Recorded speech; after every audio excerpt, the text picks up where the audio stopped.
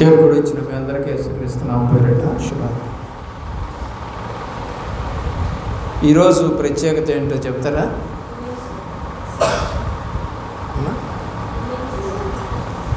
వినపట్ల international women's day అంటారు, అంటే అంతర్జాతీయ మహిళా దినోత్సవం. మహిళ జనరల్గా మహిళ అంటే వివాహం అయిపోయిన తర్వాత ఉన్నటువంటి వారిని మహిళలు అంటారు. పెళ్ళి కాని వారిని కుమారి అంటారు. పెళ్ళైన వారిని మహిళ అని పిలుస్తూ ఉంటారు సహజంగా. ఉమెన్ ఎప్పుడవుతుంది? స్త్రీలు పెద్దవాళ్ళు అయినప్పుడు ఇక అక్కడి నుంచి వాళ్ళు ఉమెన్స్గా మారటానికి అవకాశం అనేది ఉంటుంది. బైబిల్లో అనేక మంది ఉమెన్స్ ఉన్నారు. అయితే అందులో చెడ్డ ఉమెన్స్ ఉన్నారు, అలాగే మంచి ఉమెన్స్ కూడా ఉన్నారు. అయితే దేవుడు ఉద్దేశం ఏంటో మనకు తెలియదు, కానీ చెడ్డ ఉమెన్స్ని తక్కువగా చూపించారు బైబిల్లో, మంచి ఉమెన్స్ని ఎక్కువగా చూపించారు, అంటే నెంబర్ ఎక్కువగా కనపడదు. అసలు ఉమెన్ యొక్క పాత్ర ఏమిటి అని కనుక మనం ఆలోచన చేస్తే ఆదికాండం 2వ అధ్యాయం 18వ వచనం ప్రకారంగా, నరుడు ఒంటరిగా ఉండటం ఇష్టం లేక దేవుడు సాటి అయిన సహాయమును ఇచ్చుట కొరకు ఒక స్త్రీని నిర్మించాలని అనుకున్నటువంటి సందర్భం అది. ఎలా ఉండాలంటే అండి, భర్తకి ఉంటున్నారా? సాటి అయిన సహాయకులుగా ఉంటే మరి ఉండాలనే ఆయన ఉద్దేశంతో అవ్వని సృజించి మరి అతను నిద్రపోతున్న సమయంలో తీసుకొచ్చి ఆ యొక్క ఆదాముకి జతపరిచాడు. వారిద్దరూ ఏక శరీరమై ఉంటారని కూడా ప్రతి పెళ్లిలో మనము చెప్పుకుంటూ ఉంటాం ఈ వాక్యాలు. వారిద్దరూ ఏక శరీరమై ఉంటారు అని అంటే అర్థం ఏంటండి?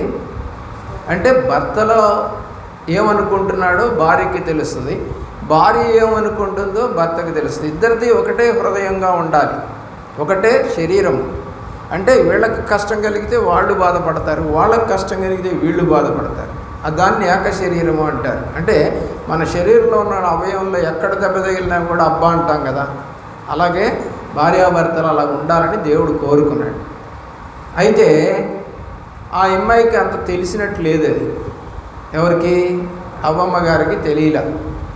ఆమె ఏం చేసిందంటే భర్త గారిని కాదని నిద్రపోతున్న సమయంలో ఆమె తోటలో తిరిగి ఎక్కడికి వెళ్ళకూడదో, ఎవరి మాటలు వినకూడదో, అనండి ఏవి చేయకూడదో ఆ పనులన్నీ కూడా చేసేసింది. ఈనాటి స్త్రీలు కూడా తల్లిదండ్రులను కాదని వారి ఇష్టం వచ్చినట్టుగా తిరుగుతూ వారి ఇష్టం వచ్చినట్టుగా చేయటం వల్ల ఏం జరిగింది అక్కడంటే పాపం జరిగింది. ఇప్పుడు కూడా పాపమే జరుగుతూ ఉంది. భర్తకు తెలియకుండా చేసే పనులు, తల్లిదండ్రులకు తెలియకుండా చేసే పనులు పిల్లలు కనుక చేస్తే వాళ్ళు పాపులు అంటారు. ప్రభువారు చెప్పిన ప్రకారంగా పాపులను రక్షించడానికి క్రీస్తు యేసు లోకమునకు వచ్చాను. మరి పాపులను రక్షించడానికి వచ్చాడు, కానీ పాపం చేసిన వాళ్ళని రక్షిస్తాడా? దేవుణ్ణి ఎరిగి పాపం చేసిన వాళ్ళని రక్షిస్తాడా? రక్షించడు కదా. రక్షిస్తాడని రాయలేదు బైబిల్లో. ఎందుకంటే ఐగుప్తులో నుంచి బయటికి తీసుకొచ్చాడు అందరినీ. ఎక్కడికి తీసుకెళ్దామని? కనానుకు తీసుకెళ్దామని. వీళ్ళంతా కూడా సున్నతి పొందినవారే. బయటకు వచ్చిన కొత్తలో మొత్తం కూడా సున్నతి పొందినవారు, అంటే దేవుడి నిబంధనలో ఉన్నవారే. మరి దేవుడి నిబంధనలో ఉన్నటువంటి వారు ఇశ్రాయేలు ప్రజలు. ఆ ఇశ్రాయేలు ప్రజలు అంటే దేవుడు ఎవరో తెలుసు, దేవుడి యొక్క నిబంధన అప్పటికి ఇంకా రాలేదు, కానీ దేవుడికి ప్రార్థన చేయటాలు తెలుసు అని 3వ అధ్యాయం నిర్గమాకాండంలో కనబడుతూ ఉంది. ఎందుకని? దేవుడు ఏం చెప్పాడు మోషేతో? ఐగుప్తులో ఉన్నటువంటి వారి నా ప్రజల యొక్క మొరను నేను విన్నాను. అంటే వాళ్ళకి ప్రార్థన చేయడం తెలుసు. అర్థమవుతుందండి? వాళ్ళకి ప్రార్థన చేయటం తెలుసు, మొరపెట్టడం తెలుసు, బతిలాడుకోవడం తెలుసు. కాబట్టి యెహోవా దేవుడు అంటే ఏంటో తెలుసు. కానీ వాళ్ళు బయటకు వచ్చిన తర్వాత దేవునికి విరోధముగాను సేవకునికి విరోధముగాను నడిచినందువలన దేవునికి కోపం వచ్చి వారందరినీ చంపేశాడు. మరి ఇప్పుడు ఎవరిని చంపేశాడు? దేవుణ్ణి ఎరిగిన వారినే, సున్నతి పొందినవారు, అంటే రక్షణ పొందినవారే. అయినా కూడా ఎందుకు చంపేశాడంటే వాళ్ళు అవిధేయంగా నడిచారు, పాపములో నడిచారు. మీరు అనొచ్చు, ఇప్పుడు పాపంలో నడిచిన వాళ్ళందరికీ కూడా యేసు ప్రభు వారు క్షమిస్తాడు కదండి అని. ఎందుకు క్షమిస్తాడు? ఎక్కడ రాసింది అది? పాపం చేసిన వాళ్ళందరినీ క్షమిస్తానని ఎక్కడ రాసింది? లేదు. దేవుణ్ణి ఎరగక ముందు పాపం చేసింటే ఏమన్నాడు పౌలు భక్తుడు?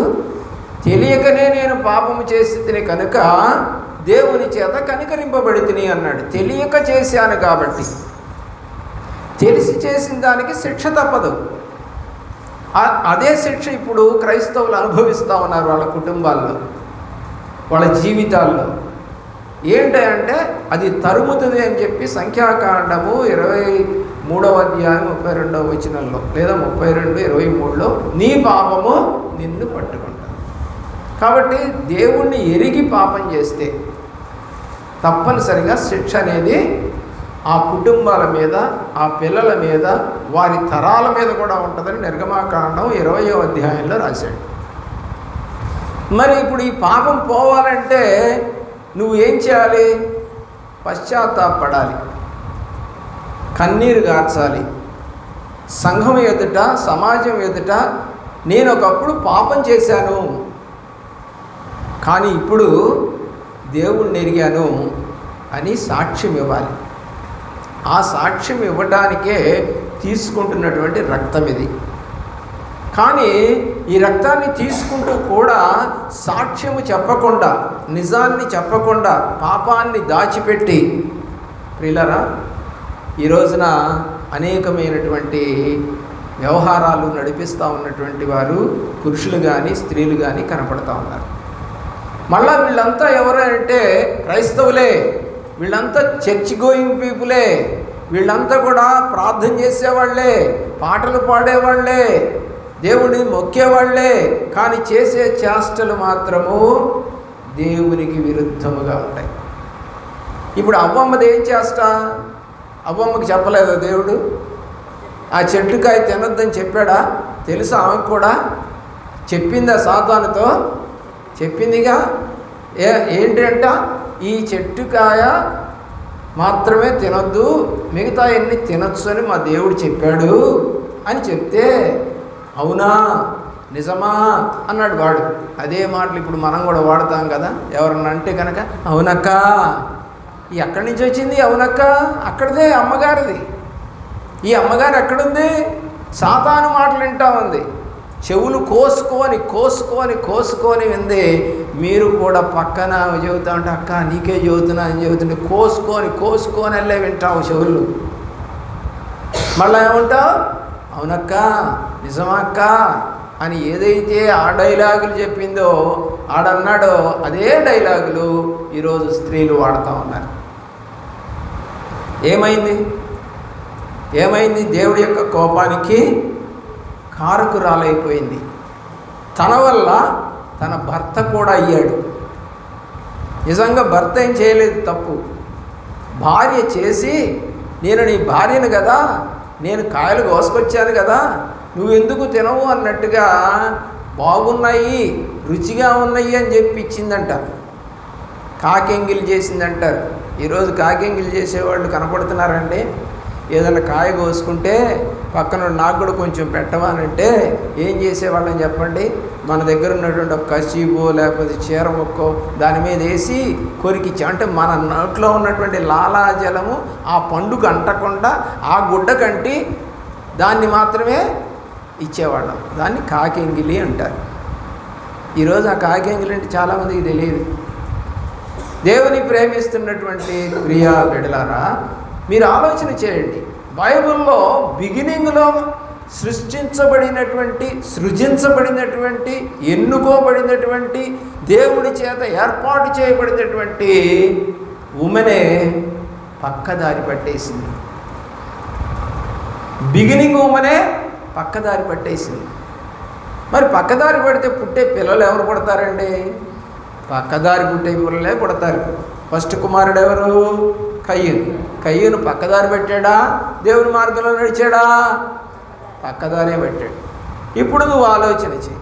కాబట్టి నేను పాపం చేసి నేను దేవుడికి విరుద్ధంగా నడిచి రక్షణ పొందానని చెప్పుకొని నేను పిల్లల్ని కంటే వాళ్ళు ఏమవుతారు? పక్కదారే పడతారు. అదేంటండి? అవును, రోమాపత్రిక దేవుని యొక్క ప్రేమలో జ్ఞాపకం చేసుకున్నట్లయితే వాళ్ళు 1వ అధ్యాయము 21వ వచనానికి రండి. రోమాపత్రిక 1వ అధ్యాయము 21వ వచనములో మీకు ఒక మాట కనపడుతూ ఉంది. 1వ అధ్యాయము 21వ వచనం. మరియు వారు దేవుని ఎరిగియు కృతజ్ఞతాస్తుతులు చెల్లించను లేదు, కానీ తమ వాదముల యందు వ్యర్థులైరి. ఈ రోజున మీరు విగ్రహారాధన తప్పు అని మీరు చెప్తా ఉంటే వాదన పెట్టుకుంటున్నారు. వాళ్ళు అర్థమవుతుందండి? వాదన పెట్టుకుంటున్నారు. ఏమనుకుంటున్నారంటే వాళ్ళు దేవుని ఎరిగినట్టుగానే కనపడతారు. అయితే దేవుణ్ణి దేవునిగా మహిమపరచలేదు, మరచలేదు. వాళ్ళు అలా చేయరు. మరియు కృతజ్ఞతాస్తుతులు కూడా చెల్లించడం లేదు, కానీ తమ వాదముల యందు వ్యర్థులైరి అని రాస్తుంది. ఈరోజున నీ జీవితము ఇలాగే ఉంది. అంతేకాదు, ఇంకొక మాట అక్కడ వ్రాస్తా ఉన్నాడు. వారి అవివేక హృదయము అంధకారమాయను, తాము జ్ఞానులమని చెప్పుకొనుచు బుద్ధిహీనులైరి. వారు అక్షయుడకు దేవుని మహిమను క్షయమగు మనుషుల యొక్కయు పక్షుల యొక్కయు చతుష్పాద జంతువుల యొక్కయు పురుగుల యొక్కయు ప్రతిమా స్వరూపాలుగా మార్చిని, బొమ్మలుగా చేశారు. మళ్ళా ఏమంటారంట? వాళ్ళ వాదముల యందు వ్యర్థంగా మాట్లాడతారట. ఈ హేతువు చేత వారు తమ హృదయముల దురాశలను అనుసరించి తమ శరీరములను పరస్పరము అవమానపరుచుకున్నట్లు దేవుడు వారిని అపవిత్రతకు అప్పగించి. ఇప్పుడు ఏం చేస్తాడు? వాళ్ళని చెప్తే వింటలేదుగా. అమ్మ తప్పు, అది చేయకూడదు, దేవుడు ఆజ్ఞ కాదది అని చెప్తే అవ్వమ్మ గారు పోయి వాడి మాటలే వినింది తప్ప దేవుడి మాటలు వినలేదుగా. అలాగే మీరు కూడా అవతల వాళ్ళు చెప్పే మాటలే వింటున్నారు తప్ప ఏముందిలే, ఒక్కసారిలే పోతే ఏమైందంట, ఒక్కసారిలే పాలు పంపులు పొందితే ఏందంట. ఏమండి, మొహమాటానికి పోతే ఏదో అయిందంట ఒక ఆమెకి. నేను చెప్పలేదు, మీ అందరికీ తెలుసు. మొహమాటానికి పోతున్నావా? మన చుట్టాలు, మన పక్కనోళ్ళు, మన ఎదురింటోళ్ళు, మన పక్కింటోళ్ళు పిలిచారు కదా, పోకపోతే బాగుండదు కదా, ఊరంతా ఒక కట్టు కదా, మనం మాత్రం వేరుగా ఉంటే ఏం బాగుంటుంది అనుకొని వాళ్ళతో జతగడతా ఉన్నావా? నష్టపోతావు, డెఫినెట్గా నష్టపోతావు అని నేను రాయలేదు. చూడండి, అట్టివారు దేవుని సత్యమును అసత్యమునకు మార్చి సృష్టికర్తకు ప్రతిగా సృష్టమును పూజించి సేవించిరి, యుగ యుగముల వరకు ఆయన స్తోత్రార్హుడై ఉన్నాడు. ఆమెన్. అందువలన దేవుడు తుచ్చమైన అభిలాషలకు వారిని అప్పగించెను. వారి స్త్రీలు సైతము స్వాభావికముగా ధర్మమును విడిచి స్వాభావిక విరుద్ధమైన ధర్మమును అనుసరించిరి. చెయ్యకూడదు అని చెప్పినటువంటి దాన్ని స్త్రీలు చేస్తూ ఉన్నారు. ఇర్మియా గ్రంథంలో అంటారు, మా భర్తల యొక్క అనుమతి లేకనే మేము ఆకాశరాణికి ధూపం వేస్తున్నామా, పిండి వంటలు చేస్తున్నామా అని అన్నారు. ఎవరి అనుమతి అంట? భర్తల అనుమతి అంట. ప్రియులారా, ఆలోచించేయండి. ఈ రోజున నీ జీవితము వాక్యం దగ్గరికి వస్తున్నావు, కానీ సత్యవాక్యమును అర్థం చేసుకునే మనసు లేదు నీకు. పైన 2 వాక్యాలు, హల్లెలూయా, దేవునికి స్తోత్రం, బాగుపడుదువుగాక, ఆశీర్వదించుగాక, నిన్ను హెచ్చించునుగాక, నిన్ను గౌరవించునుగాక, నిన్ను దేవుడు వాడుకొనుగాక అని చెప్పంగానే, అబ్బా పాస్టర్ గారు నేను నల్లగా ఉన్న పళ్ళెత్తుదాన్నైనా చూడు ఎంత దీవించాడో, ఈ పాస్టర్ ఏంటండి ఇలా దీవించడు, నీ పళ్ళెత్తు పోవు, నీ నలుపు పోదు, నీ యొక్క ఇకారం పోదు. ఏమంటే ఆశీర్వదిస్తేనే ఆ మాత్రానికి నీకు రంగులు మారిపోయి పళ్ళు లోపలికి వెళ్ళిపోయి సెలబ్రిటీగా మారిపోతే ఇక దేవుడు ఎందుకు? కుషి దేశస్తురాలని చేసుకున్నారని సంఖ్యాకాండం 12వ అధ్యాయంలో అక్క అన్న కలిసి ఏమండి మోషే మీద తిరుగుబాటు చేస్తే దేవుడికి కోపం వచ్చింది. కూషు దేశస్తురాలంటే నల్లగా ఉంటుందంట, ఈడేమో ఎర్రగా ఉంటాడు. ఎర్రట నల్లగా చేసుకున్నారని వివాదం పెట్టుకొని ఎదురు తిరిగితే దేవుడు మిరియాముకి ఏం తెచ్చిపెట్టాడు? కుష్ఠరోగం తెచ్చిపెట్టాడు. కడాగా ఉండాల్సి వచ్చింది. ప్రయాణం 7 రోజులు ఆగిపోయింది. తర్వాత మళ్ళీ ఎవరు ప్రార్థన చేయాల్సి వచ్చింది? తమ్ముడే ప్రార్థన చేయాల్సి వచ్చింది. అడుగుతున్నాడు అహరోను, తమ్ముడా తప్పైపోయింది ప్రార్థన చేయాలంటే ప్రార్థన చేసిన తర్వాత ఆమె 7 రోజులు కడాగా ఉంది, ప్రయాణం 7 రోజులు ఆగిపోయింది. ఆ తర్వాత మళ్ళీ ఆమెను పాలెంలో చేర్చుకొని ప్రయాణం చేశారు. ప్రియులారా, ఈ రోజున నేను చెప్పొచ్చింది ఒకటే, మీరు స్త్రీలుగా పుట్టారు. స్త్రీ ధర్మాన్ని స్వాభావికంగా నడుస్తున్నారా లేదా స్వాభావిక విరుద్ధంగా నడుస్తున్నారా అనేది ఆలోచించండి. దేవుని యొక్క ప్రణాళికలో ఒక్క స్త్రీకి ఒక్క పురుషుడే, ఒక్క పురుషుడికి ఒక్క స్త్రీయే. మధ్యలో ఏముండకూడదండి? లవ్వులు ఉండకూడదు. రెండోది డేటింగ్లు ఉండకూడదు. కలిసి తిరగటాలు ఉండకూడదు. ప్రియులారా, ఇరాన్ దేశంలో స్త్రీలు ముఖమును కప్పుకొని జుట్టు కనపడకుండా శరీర భాగములు ఏవి కనపడకుండా ఉండాలని ఒక కఠినమైన నియమం పాత నిబంధన ప్రకారం పెట్టుకున్నారు వాళ్ళు. ఆ నియమాన్ని దాటవేసినటువంటి పిల్లలు ఎవరైనా యవ్వన దశలో ఉన్నటువంటి పిల్లలు జుట్టు గనక కనపడినా శరీరం కనపడినా వాళ్ళని ఏం చేశాడండి? దరిదాపుగా 25,000 మంది యవ్వన పిల్లలను చంపించేశాడు నడి బజార్లో. ఎవరు? ఖమైనీ. ఇదేంటండి? అవును, వాళ్ళ సిద్ధాంత ప్రకారంగా ప్రియులరా, స్త్రీలు యవ్వన దశలో కన్యాత్వము పోగొట్టుకోకుండా ఉన్న దినాలలో వాళ్ళని గనక చంపితే పరలోకం పోతారని వాళ్ళ శాస్త్రంలో రాసి ఉంది. అందుకని ఆ యవ్వన పిల్లలు ఆ తప్పు చేసినప్పుడు ఆ సైనికులు, మగ సైనికుల చేత వాళ్ళని అనుభవింపచేసి వీళ్ళకి వర్జిన్స్ కాదు, కన్యకలు కాదు కాబట్టి వీళ్ళు పాతాళానికి పోతారని అలాగ వాళ్ళందరినీ అనుభవింపజేసి 25,000 మంది కన్యకలను అనుభవింపజేసి వాళ్ళని చంపించాడు. మనకైతే అది ఎలా అనిపిస్తుందో తెలుసా? అంత దుర్మార్గుడా అనిపిస్తుంది. కానీ వాళ్ళ చట్టం అది, వాళ్ళ చట్టం అది. దుబాయ్లో చట్టం కూడా అదే. ఎవరైనా పురుషుడు ఇంకొక స్త్రీని కనుక ముట్టుకుంటే నడి బజార్లో చంపేస్తారు. కానీ మన దేశంలో ఎంతమందితో తిరుగు, ఎంతమందితో నువ్వు అనుభవించు, ఎవ్వరేమనరు. నోరు మూసుకొని కూర్చోవలసిందే, ఆడవాళ్ళు కానీ మగవాళ్ళు కానీ పెద్దలు కానీ. ఎన్ని పెళ్ళిళ్ళైనా చేసుకోవచ్చు, ఎంతమంది పిల్లలైనా కానొచ్చు. స్వాభావిక ధర్మమును విడిచిపెట్టారు స్త్రీలు.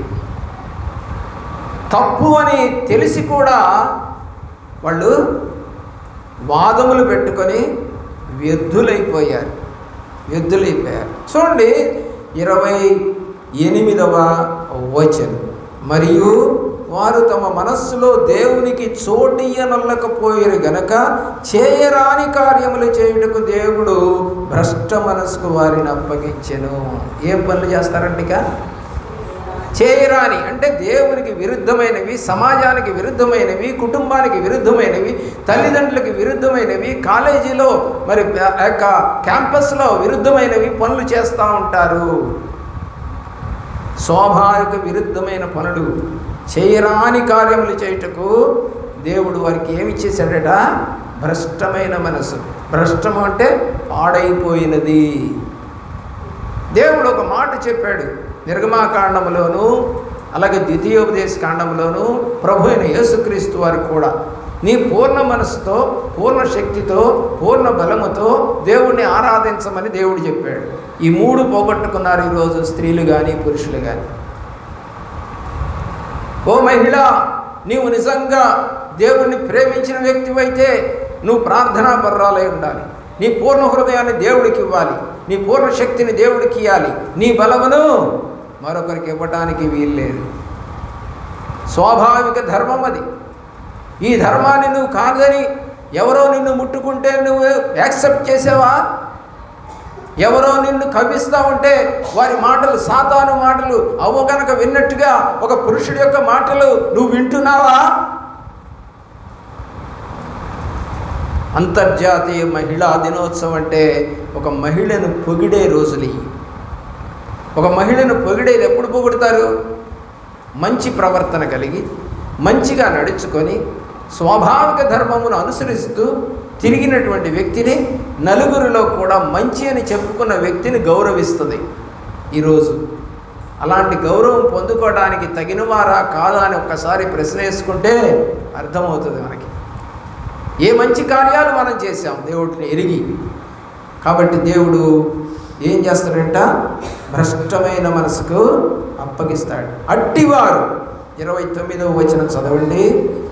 సమస్తమైన దుర్నీతి చేతను, దుష్టత్వము చేతను, లోభము చేతను, ఈర్ష్య చేతను నిండుకొని మత్సరము, నరహత్య, కలహము, కపటము, ఏమండి వైరమును వాటితో నిండిన వారై.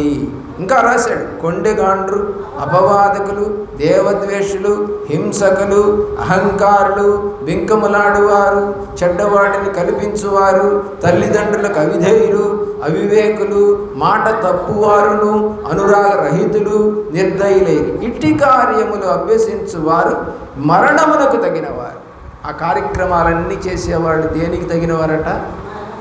మరి ఇప్పుడు నువ్వు మరణం చెందాలా, బతికుండాలా? ఆలోచించి. నేను ఈ కార్యాలు దరిదాపుగా 25 కార్యాలు చెప్పాడు. అందులో ఈ చెప్పబడిన కార్యక్రమంలో దేంట్లో అయినా కనుక నేను ఉన్నట్లయితే, ఓ పురుషుడా, ఓ స్త్రీ, ఎవరైనా కావచ్చు,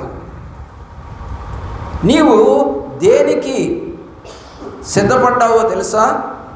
మరణమునకు తగిన వారు. దేవుడు న్యాయ విధిని వారు బాగుగా ఎరిగి ఉండియు వాటిని చేయుచున్నారు, పై వాటిని అన్నీ చేస్తూ ఉన్నారు.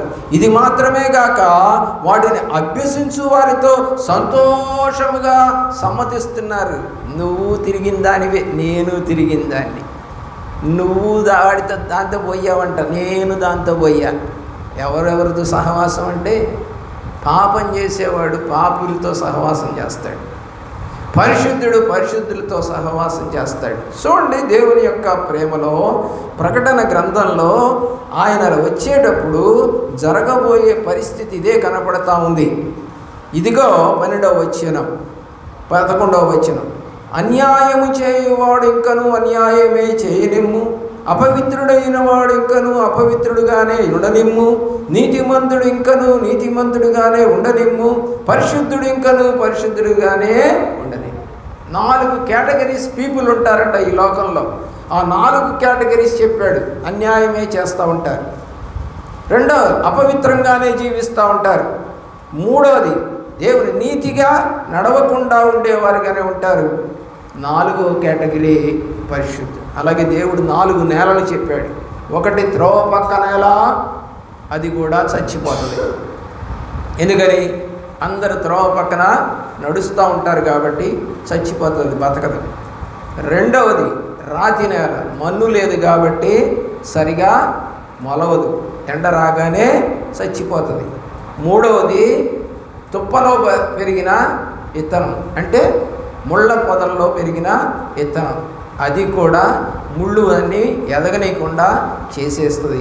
4వ విత్తనం మంచి నేలను పడిన విత్తనం. ఇక్కడ కూడా ఎవరున్నారండి? 4 ఉన్నారు. భూమి మీద 4 మనుషులు, 4 మనుషులు 3 పనికిరాని వారు. ఆ 3 పనికిరాని వారిలో నీవు, నీ యొక్క పేరు ఉందేమో. ఓ మహిళ, జ్ఞాపకం చేసుకో. నేను మంచిదాన్నే అని చెప్పుకోవడానికి ఎవరైనా సాక్ష్యం ఇవ్వగలరా నీ గురించి? నా గురించి మా ఆయన చెప్తాడండి, మంచిదానివి నువ్వు. మా అమ్మ చెప్పొద్దండి, మా అక్క చెప్పొద్ది, మా వదిన చెప్పొద్ది, మా తోడుకోడలు చెప్తుంది, మా ఆడబిడ్డ చెప్తుంది, మా ఇంటి పక్కన వారు చెప్తారు, సంఘంలో వారు చెప్తారు, మా పాస్టమ్ గారు చెబుతారని చెప్పగలిగిన వాళ్ళు ఎంతమంది చేతులెత్తండి. మంచివారు చెప్పించుకోలేని పరిస్థితుల్లో నీ ఉంటే, ఓ మహిళ, నీ ప్రవర్తన ఎలాంటిది, నీ ఆలోచన ఎలాంటిది, నీ నడక ఎలాంటిది, నీ చూపు ఎలాంటిది, నీ మనసు ఎలాంటిది, నీ కళలు ఎలాంటివి నీ దుర్బుద్ధి అలాంటిది. ఈరోజున నిజమైనటువంటి వాక్యానికి దగ్గరికి రావడం లేదు ప్రజలు. అసత్యమైనటువంటి బోధకు ఎక్కువగా ఆకర్షితులైపోతూ ఉన్నారు. బలహీనమైన బోధకి ఎక్కువ ఆకర్షితులైపోతూ ఉన్నారు. వాక్యం చూపించేదానికన్నా మాటలు ఎక్కువ చెప్పేవాళ్ళు ఎక్కువైపోయారు.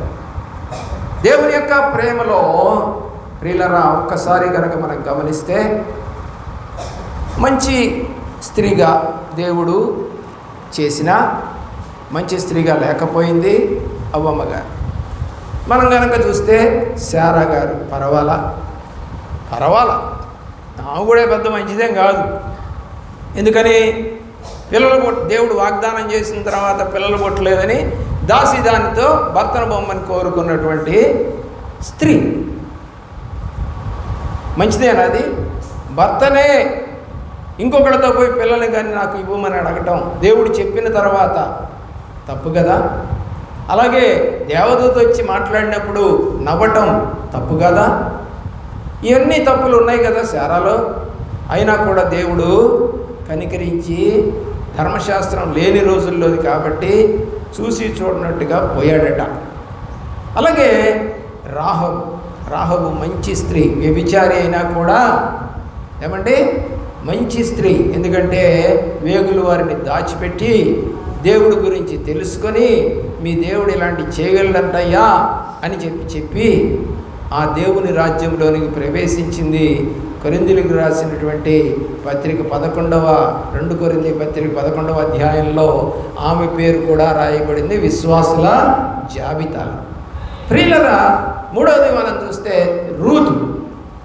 రూతు కూడా ఒక విగ్రహారాధికమైనటువంటి దేశంలో పుట్టి పెరిగిన అమ్మాయి, పూజారిని ఆ అమ్మాయి అక్కడ. అలాంటి వ్యక్తి దేవుణ్ణి ఎరిగి దేవుని బిడ్డలైనటువంటి నయోమి కొడుకును కండి చేసుకొని, వాళ్ళంతా చనిపోతే తిరిగి నయోమి తన ఊరు వెళదామని అనుకుంటున్నప్పుడు నేను కూడా నీతో వస్తాను అని చెప్పిన మంచి మహిళ, మంచి ఉమెన్. ఆమె అంటది 1వ అధ్యాయము రూతు గ్రంథము 17వ వచనములో అత్తతో మాట్లాడుతూ ఉంది. చదవండి. 1వ అధ్యాయము 17వ వచనములో, నీ వెంట రావద్దని. ఇంతవరకు బైబిలే తెరవడం రాలా నీకు? చెప్తా ఉండంగానే బైబిల్ తెరవాలి, చదవడం కూడా రాట్లా. సరే మానేసి, మీకు చదవటం ఇష్టం లేనప్పుడు మేమేం చేస్తామండి? మీరు బైబిల్ తెరవటమే ఇంత లేట్ అయితే ఎలాగా?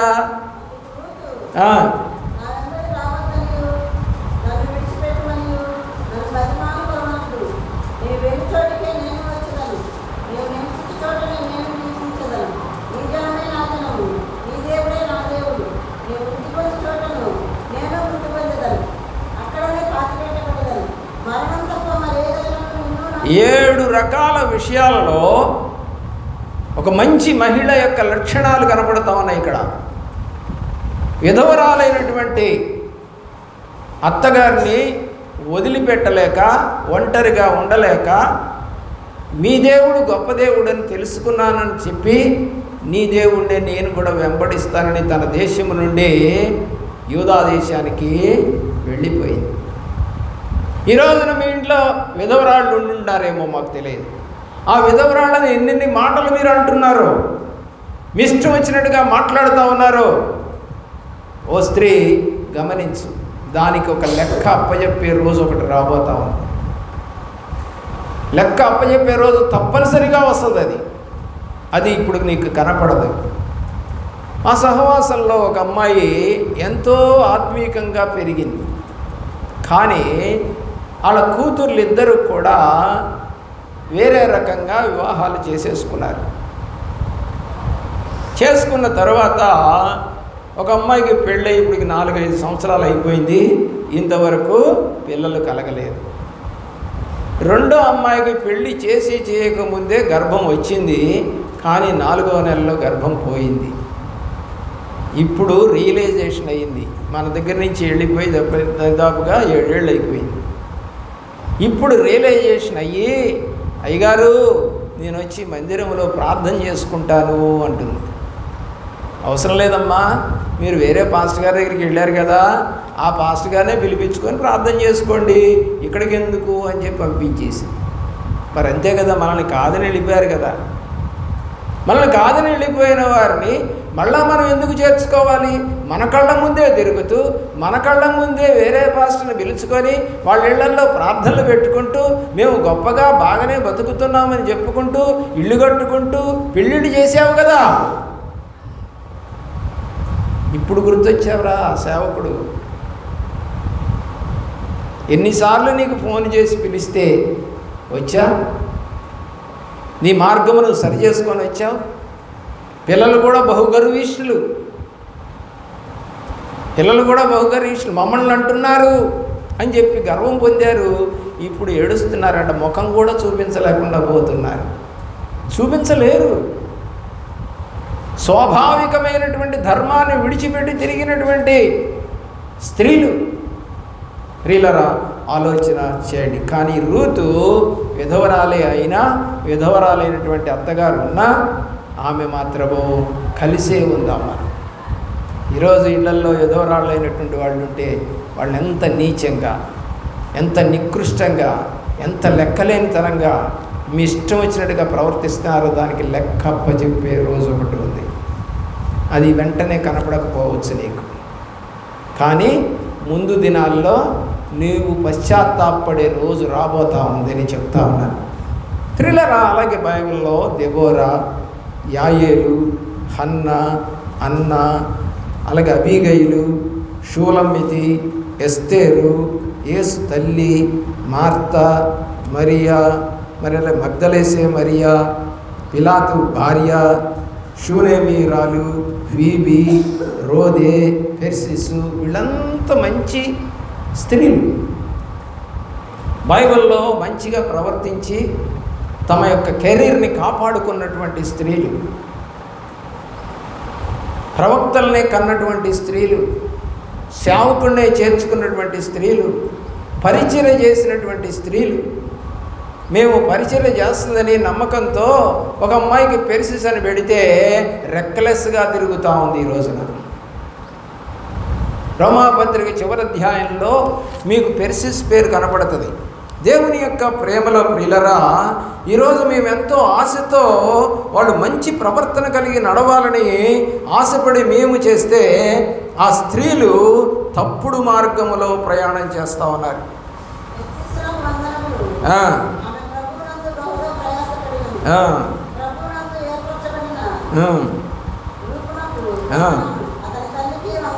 చూసారా ఏమని సాక్ష్యం చెప్తా ఉంది బైబిల్? మంచి చెప్తుందా, చెడు చెప్తుందా? మంచి. మరి అలాగా బతుకుతున్నావా నువ్వు? మరియా అని పేరు పెట్టుకున్నావు, మరియలాగా పరిశుద్ధంగా ఉన్నావా? నోట్లో మాటలు ఎట్లా ఉన్నాయి, చూపులు ఎట్లా ఉన్నాయి, హృదయం అంతా ఆయాసం, మామూలు ఆయాసం ఉండదు. పేరుకేమో మరియే, కానీ ఏం లాభం? మరి ఆయాసపడిందా? పడలేదే. మరి దేవుణ్ణి కాదని తిరిగిందా? లేదే. మరి ఆమె పాత నిబంధన భక్తురాలైనా కూడా యేసు ప్రభువుని కనినప్పుడు ఆమె ఎటు తిరిగింది? మరి నువ్వెందుకు తిరగవు? ఆలోచించి. పేర్లు పెట్టుకుంటే కుదరదండి, ప్రవర్తన మారాలి. ప్రవర్తన మారాలి. ఆ పేరు పెట్టుకొని అలాంటి ప్రవర్తన చేస్తారేమోనని ఆశపడి పెడతాం మేము సేవకులుగా. కానీ ఆ పేరు యొక్క అర్థం ఏంటో తెలియదు, ఆ పేరు యొక్క గొప్పతనం ఏంటో తెలియదు, అది ఎక్కడుందో కూడా ఆ వ్యక్తికి తెలియదు అసలు ఆ పేరే. మరి ఇప్పుడు వాళ్ళు ఎలాగ బాగుపడతారు? వాళ్ళ జీవితాలు ఎలాగ మారుతాయి?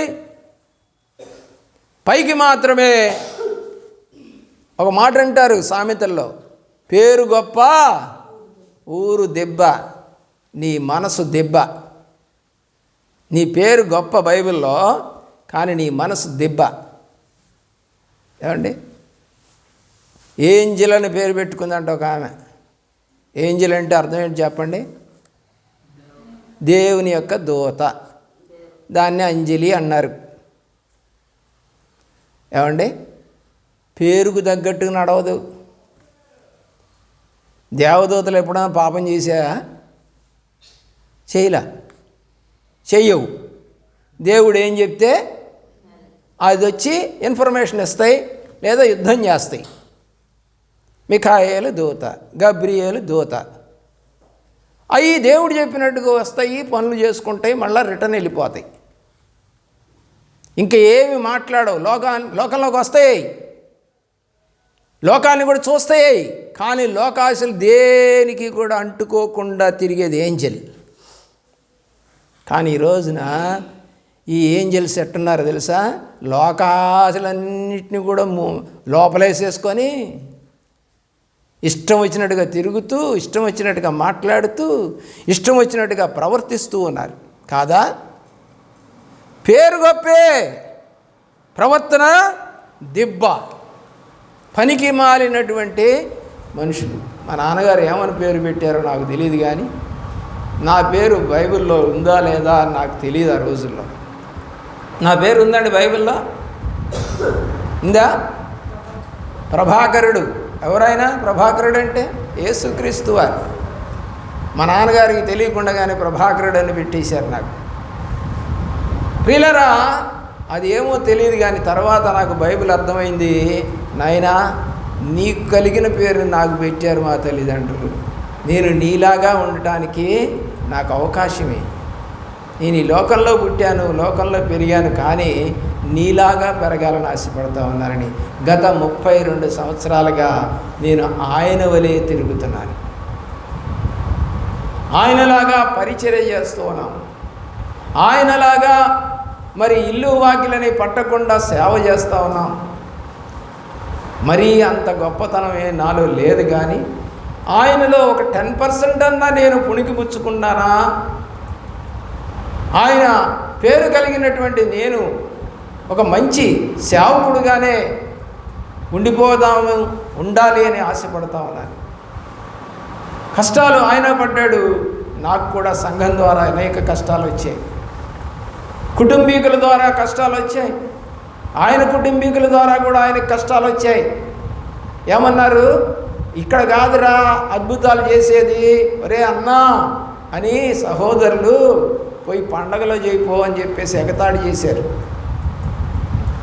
నిజమే. తల్లి కూడా అంటా ఉంది, అమ్మా నా సమయం ఇంకా రాలేదు, నీకు నాతో ఏం పని అని చెప్పాడు తల్లితో కూడా. శిష్యులు మోసం చేశారు, నన్ను కూడా ఎంతోమంది సంఘస్థులు మోసం చేశారు, చేస్తూనే ఉన్నారు. ఇప్పటికీ వాక్యం వింటున్నారు, కానీ ఏం కావట్లేదు చెప్పండి? పశ్చాత్తాపడలేదు, పైకి మాత్రమే. అలాగే దేవుని ప్రేమిస్తున్న ప్రేమికులారా, చెడ్డ స్త్రీలు కూడా బైబిల్లో ఉన్నారు. ఇప్పుడు చెప్పుకున్నటువంటి అవ్వ, శారా కూడా, రెబకా కూడా. ఏమండి, ఏం చేసింది రెబకా? భర్తనే మోసం చేసింది. రాహేలు ఏమంటుంది? పిల్లల్ని కానమని చెప్పేసేసి, నాకు పిల్లల్ని ఇవ్వమని చెప్పేసేసి భర్త మీద తిరుగుబాటు చేస్తే, భర్త ప్రార్థన చేస్తే పిల్లలు పుట్టారు ఆమెకి. ప్రియులరా, ఎదురు తిరిగింది. ప్రియులరా, మిరియాం సేవకుడైనటువంటి మోషేకి ఎదురు తిరిగింది, దేవునికి విరుద్ధంగా నడిచింది. మొట్టమొదట దేవుడు పిలిచినప్పుడు ఐగుప్తుల నుంచి బయటకు వచ్చేటప్పుడు మిరియాముతో ఉన్నటువంటి స్త్రీలు తంబుర సితారాలు పట్టుకొని నాయకత్వాన్ని వహించి నడిపించిన వారే. ప్రియులారా, ఆలోచించేయండి. నేను కూడా ఒకసారి ఇలాగే ఒక అమ్మాయి మంచిగా సండే స్కూల్ నడిపిస్తూ ఉంది, మంచిగా మరి ఆరాధన చేస్తూ ఉంది, పాటలు పాడుతూ ఉంది, మ్యూజిక్ ఇన్స్ట్రుమెంట్స్ వాయిస్తూ ఉంది, బైబిల్ బాగా చదువుతూ ఉంది. ఇలాంటి అమ్మాయిని మా అబ్బాయికి ఇచ్చి చేసుకుంటే బాగుండు అని చెప్పేసి ఊరికి మాట వరుసకి పాస్టర్ గారిని నేను అడిగా, అయ్యా మీలాంటి వాళ్ళ ఇంట్లోకి ఆ అమ్మాయి రావటానికి పనికి రాదండి అన్నాడు. అదేమండి అంటే, ఆ అమ్మాయి ఇప్పటికే 2 లైవ్లో ఉందంట. ఎంతమందితో? 2 లైవ్లో ఉందంట. ఆ 2 ఎవరిని చేసుకుంటుందో తెలియదు. మళ్ళా వాడి దగ్గర డబ్బులు ఖర్చు పెట్టిస్తుందంట, వీడి దగ్గర డబ్బులు ఖర్చు పెట్టేస్తుందంట. దానికి కావాల్సినప్పుడల్లా ఫోన్ చేసి పిలిపించుకొని బండి మీద వెళ్ళిపోద్దంట. ఏంటండి, ఇంత మంచిగా ప్రవర్తించే అమ్మాయి ఇలాంటి బుద్ధులు ఉన్నాయా అవునండి, ఏం చేస్తామండి, సంఘాలన్నీ ఇలాగే తయారైనవి అని ఏడుస్తూ ఉన్నాడు పాస్టర్ గారు. కాదనలేడు. మరి అన్ని కార్యక్రమాలు బాగున్నాయి, వంగి వంగి దండాలు పెడుతుంది, పాటలు పాడుతుంది, వాక్యం చదువుతుంది, ఆరాధన చేస్తుంది, సండే స్కూల్ నడిపిస్తుంది, అన్నీ చేస్తుంది, కానీ బుద్ధి మంచిది కాదు. అందుకని బైబిల్లో 31వ అధ్యాయంలో సామెతల గ్రంథంలో గుణవతి అయిన భార్య దొరుకుట అరుదు, అది ముత్యము కంటే కూడా గొప్పదై ఉంటుందట. దేవుని యొక్క ప్రేమలో 31:30లో కూడా యెహోవా యందు భయభక్తులు కలిగిన స్త్రీ కొనియాడబడును అని రాయబడింది. అలాంటి భార్యలు దొరుకుతున్నారండి? ఎవరైనా ఒక పురుషుడిని అలాంటి భార్య నాకు ఉందని చెప్పమనండి చూద్దాం. అంత గొప్పగా తన భార్య గురించి చెప్పుకోగలిగినటువంటి వ్యక్తులు ఉన్నారా? పైపైనే అన్నీ బైబిల్లో ఉన్న వాటిని ఏది కూడా నీవు అనుసరించి నడవలేకపోతున్నావు అనేది వాస్తవం. నీ హృదయం చెడిపోయింది, నీ ఆలోచనలు చెడిపోయి, నీ చూపులు చెడిపోయి, నీ ప్రవర్తన చెడిపోయింది. యోబు గ్రంథంలో యోబు అంటున్నాడు, నేను కన్నెత్తి ఒక స్త్రీని చూచిన ఎడల నా భార్య వేరొకరితో పోవునుగాక అన్నాడు. అంత ధైర్యంగా మాట్లాడాడు. నీ ప్రవర్తన ఎలాగో. ఓ స్త్రీ, ఈరోజు ఒక మంచి మహిళగా ఉన్నావు అని చెప్పించుకోవడానికి ఎంతమందితో నువ్వు చెప్పించుకోగలవు? ఎంతమంది నీ గురించి మంచి స్త్రీ, మంచి ఉమెన్ అని చెప్పగలరు? బైబిల్ ప్రకారము అంత తప్పిపోతా ఉన్నారు ప్రియులారా. అలాగనే లోతు భార్య చక్కగా దేవదూతలు వచ్చి, అమ్మా ఇది నాశనం అయిపోతూ ఉంది ఈ పట్టణము, బయటికి రండి అని చేయి పట్టుకొని తీసుకొని వస్తామంటే అమ్మగారికి బుద్ధి ఉందా అండి? వెనక్కి తిరిగి చూసి ఉప్పు స్తంభం అయిపోయింది. అందుకనే ప్రభు అయిన యేసుక్రీస్తు వారు కూడా లోతు విషయమై ఆలోచించిదిరా అని రాశాడు కొత్త నిబంధనలో. ఎప్పటిదండి?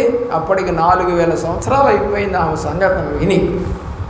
ప్రియులరా, ఆలోచన చేయండి. అలాగే మరి మంచిగా దేవుడికి ప్రతిష్ఠించబడినటువంటి వ్యక్తి సంసోను, ఆ వ్యక్తి పోయి వ్యభిచార స్త్రీ అయినటువంటి దెలీలా దగ్గరికి వెళ్తే, అయ్యో ఇంత గొప్పవాడు నాజీర్ అయినటువంటి వాడు నా దగ్గరికి వచ్చాడే, నా ప్రవర్తన మార్చుకుందాం, నా ఆలోచన మార్చుకుందాం, నేను ఒక పనికి మాలిన దాన్ని అయినా కూడా ఒక దేవుని బిడ్డ నా దగ్గరికి వచ్చాడని చెప్పి సంతోషించాల్సింది పోయి ఆ వ్యక్తినే పట్టించినటువంటి ఒక దుర్మార్గురాలైనటువంటి ఉమన్,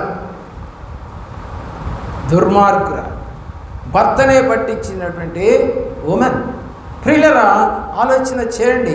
అలాగే అహబు రాజు యొక్క భార్య యెజెబెలు ఏమండి, ఒక నీతిమంతుడైనటువంటి ఒక వ్యక్తిని చంపించింది, నాబోతుని చంపించింది. ప్రియులరా, భర్తను కాకని భార్య పెత్తనం తీసుకొని ముద్ర వేసి 2 మనుషులను ఏర్పాటు చేసి పోయి వాడి తప్పు చేశాడని చెప్పి సాగుపట్టండి చంపేసి నాబోతు కళ్ళాన్ని వాళ్ళు ఆక్రమించుకున్నారు. మంచి మహిళనా? మంచి ఉమనేనా? మంచి భార్యనా? కాదు. ప్రియులరా, మీకాలు సౌలు యొక్క కుమార్తె దావీదు భార్య నీచంగా చూసింది దావీదుని. డ్యాన్స్ వేస్తున్నాడు, యుద్ధానికి వెళ్ళి వచ్చిన తర్వాత సంతోషంతో దేవుడి సన్నిధిలో గంతులు వేస్తూ ఉన్నాడు, మందసాన్ని తీసుకొస్తూ ఉంటే. ఆ సందర్భంలో ఏమిటి, ఒక సామాన్యుడు, ఒక మామూలు వ్యక్తి చేసినట్టుగా నువ్వు రోడ్డు మీద చేస్తున్నావని పైనుంచి కిటికీలో నుంచి చూసి నీచంగా మాట్లాడినటువంటి స్త్రీ. చచ్చిపోయేంత వరకు కూడా పిల్లలు కనకుండా ఉంది స్త్రీ. కూడలేదంట, దావీదు ఆమెను కూడలేదు అని రాసి ఉంది. మంచి స్త్రీలేనా? ప్రియులరా, ఇలాగ ఎంతోమంది స్త్రీలు బైబిల్లో కనబడుతూ ఉంటారు. మీకు ఎంతమంది స్త్రీలనైనా మనం చెప్పుకోవచ్చు. దరిదాపుగా 130 మంది స్త్రీలు ఉన్నారు. ఆ 130 మంది స్త్రీలలో దరిదాపుగా 80 మంది స్త్రీలు మంచివాళ్ళు కనబడతారు. మిగతా స్త్రీలంతా కూడా పనికి మాలినవారు, తప్పుడు మార్గంలో నడిచిన వారు. దేవుడు తన స్వహస్తాలతో నిర్మించుకున్నటువంటి స్త్రీయే పాపం చేసేసింది. ఆ తర్వాత ఎంతోమంది పాపం చేస్తూ వచ్చారు చివరిదాకా. ప్రియులారా, ఆలోచన చేయండి. మంచి స్త్రీలుగా కొత్త నిబంధనలో లూదియా అని చెప్పుకోవచ్చు. దేవుడు మాటలు విన్నది, తన కుటుంబాన్ని రక్షించుకున్నది. దేవుని యొక్క ప్రేమ ప్రియులారా, మార్తా మరియలు ఇద్దరు కూడా 13 మంది, యేసు ప్రభు వారు శిష్యులు 12 మంది, ఆయనతో కలిపి 13 మంది, ఆ ఇంట్లో ముగ్గురు కలిపితే 16 మంది. 16 మందికి అనేక పర్యాయాలు ప్రభువారు ఆమె ఇంటికి వెళ్ళేవారు. ఏనాడు కూడా ఇంతమందికి వండి పెట్టాలా, మేము ఇంతమందికి పరిచయం చేయాలా? అదే మీ ఇంట్లో ఒక సేవకుడు ఉంటే నువ్వు టీవీ కట్టేయాలా, ఫోన్ చూడకూడదా, జబర్దస్త్ చూడకూడదా, ఎకిలిగా మాట్లాడుకోకూడదా, ఏమండి జోకులు వేసుకోకూడదా అని ఎప్పుడు పోతాడు ఈ పాస్టర్ అనుకుంటావేమో. ఇది వాస్తవం, ఇది వాస్తవం. నువ్వు ఒక సేవకుడిని ఇంట్లో చేర్చుకోలేవు. కారణం ఏంటంటే నీకున్న చెడ్డ బుద్ధులన్నీ కూడా బయటపడతాయని భయం. కానీ ఆమె అలా చేయలేదు. ఎప్పుడు వెళ్ళినా ఆ 13 మంది ఆమె ఇంట్లోనే బస చేసేవాళ్ళు, పడుకునేవాళ్ళు. చివర ఇంకా ప్రభువారు మరణానికి దగ్గర అవుతున్నటువంటి దినములలో, మీరు పామ్ సండేని జరుపుకోబోతున్నటువంటి దినములలో ఆ రోజు రాత్రి ఆ ఇంట్లోనే ఉండి వస్తూ ఉన్నాడు ఆయన బెత్వెగే నుండి. 16 మందికి తిండి వండి పెడతా ఉందండి. ఒక్కళ్ళకి వండి పెట్టడానికి ఈ సహవాసంలో చచ్చిపోతున్నారు. మేము చెయ్యంలే, మాకు కుదరదులే. నీ మొగుడు వండుకోవట్లా, నీ పిల్లలకు వండుకోవట్లా, నువ్వు అన్నం ఒక సేవకుడికి అన్నం వండి పెట్టలేకపోతున్నావా? అంత దౌర్భాగ్య స్థితిలో ఉన్నావా ఓ స్త్రీ? నీవు కూడా దేవుని ప్రేమించానని చెప్తావా? సేవకుడిని ప్రేమించలేకపోతే దేవుణ్ణి కూడా ప్రేమించినట్టు కాదు. నా సేవకులు వాయువులు వంటి వారు అని రాశాడు ప్రభువారు. వారిని మీరు ప్రేమిస్తే నన్ను ప్రేమించినట్టే అని రాశాడు ప్రభువారు. కానీ మీరు సేవకుడిని ప్రేమించరే. అయ్యగారు ఈ వారం మా ఇంట్లో భోజనమని ఏనాడన్నా పిలిచావా? అయ్యా ఈ పూట మా ఇంట్లో కూర్చోండి, సేద తీరండి అని షూనే మీరు అలాగా పిలిచావా? మంచి ఉమ్మనవేనా నువ్వు? మంచి స్త్రీవేనా నువ్వు? ప్రశ్నించుకో. కొనియాడబడేటువంటి స్త్రీ. సామెతల గ్రంథం 31:30 యెహోవా యందు భయభక్తులు కలిగిన స్త్రీ కొనియాడబడును. అలాంటి స్త్రీవా కాదు? ప్రశ్నించుకో, దేవుడి దగ్గర మాట్లాడుకో. దేవుడు నీకు సహాయము